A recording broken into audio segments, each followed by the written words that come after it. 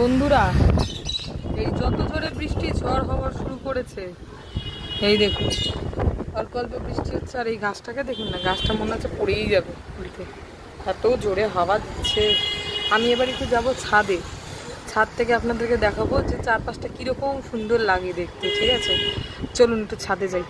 ওই দেখুন ওইদিকে সব খালের জলগুলো দেখছেন হাওয়াতে কীরকম সরে যাচ্ছে। চলুন একটু ছাদে গিয়ে দেখাই কীরকম লাগছে ছাদ থেকে। পুরো আমাদের ছাদ থেকে অনেকটাই দেখা যায়, আর সামনেটা এতটা ফাঁকা, তো দারুণ।